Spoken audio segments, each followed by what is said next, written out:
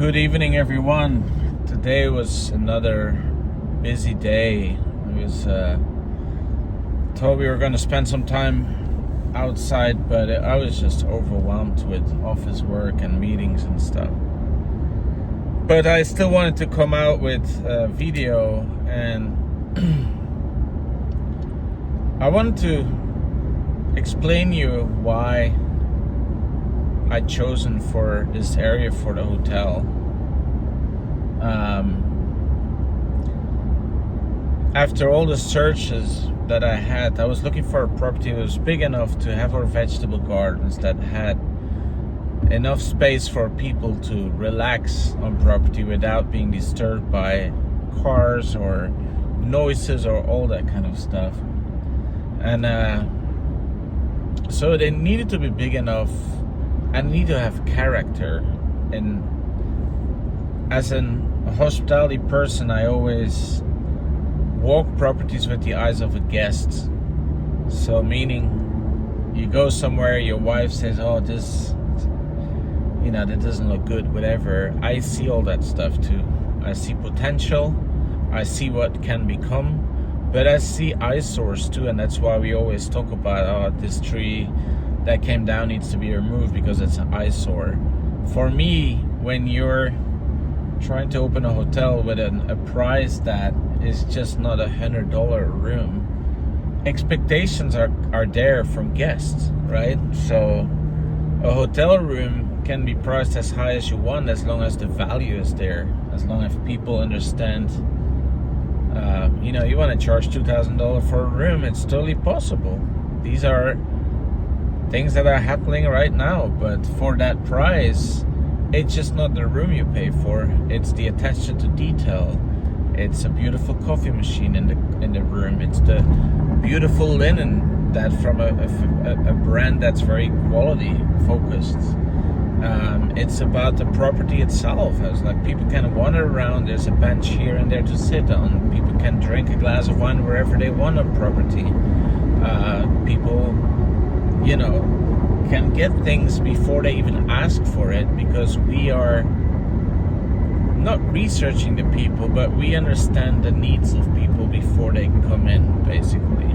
And that's definitely when you're charging a price point up to a certain number, you can play with that a little bit, but when you go over that, you need to create value for people. And finding a beautiful property surrounded with beauty and farmland and wineries and stuff, I mean, for me that opens up a perspective of like, okay, well, we can drive people around, we can have them visit all that stuff. For me, this is life. It's joie de vivre, it's in French. It's like, enjoy the beauty of the land, enjoy the beauty of the area. And for me, that was very important when I was looking for a property. And the size didn't really matter too much, as long as it wasn't too big, so we can still maintain it and make a profit.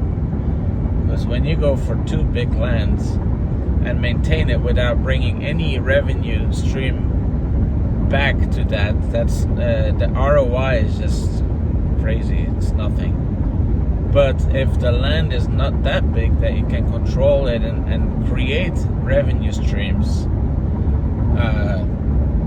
that I always say each inch of the property should pay for itself, should have an ROI, a return on investment. That could be like, okay, well, this land there, we can have cattle grazing on it from a farmer that either pay lease, or we grow our own cattle, or we have our own cattle that we then bring to the slaughterhouse and sell the meat. So we have a return on the investment of that land. Or that could be even tax benefits that come back to us. There could be a second restaurant. Adding a spa to the property is creating another revenue stream. What creates a bigger group of people that, I want to go to a hotel, but I would love to go to a hotel with a spa. So basically in my world, I'm always looking for revenue streams and ways that the property pays for itself. and that we can make money over time, right? I mean, that's the best way to do this. I mean, you're not just going to open a hotel thinking that the only goal is to please people. It's the most important goal, but if there's no money coming in, you can't even do this. So yeah, that's one of the reasons I looked at multiple areas, and there were beautiful areas, but then some conflicting things were there too. Like I was looking at the 17-acre property that was surrounded with beauty as well. That didn't work out. But then I was looking at a 43-acre property that the neighbors were not happy with the approach of a buyer that came before me and wanted to turn this into a conference center, and the neighbors complained. The neighbors voted against it and they didn't approve it. So my approach to a property is make it beautiful, make it accessible for my luxury clients, but make it as well accessible to the local community that can support you in times that the hotel season is lower, like the winter. If it snows every day, you're really gonna live from the local community, and if you don't want to open up to those people, you better close, you know. So yeah, there's a lot of things that came in place for that. That's why, in my opinion, I don't want to ever buy a restaurant anymore by itself. I'm not saying that you can't make that profitable, but in my opinion, being able to purchase the property and own the land, and then as well being able to create multiple income streams in one location is really key for me in whatever I'm doing currently. I learned a lot about my mistakes, and you know, and I definitely make mistakes, but those are things that I learned from, and that are very important to me. So you know, so yeah, I mean, the fact that we found this property is just amazing. And I had a meeting with some local community members, you know, this week, and it's just amazing how many people love this area and how many people want to work with us on the future. I want to work with the farmers and buy their produce and buy their meats and stuff, but I want to open my living room in the hotel to those guests to gather and to meet each other and to talk and to create stories and build stories for the future. So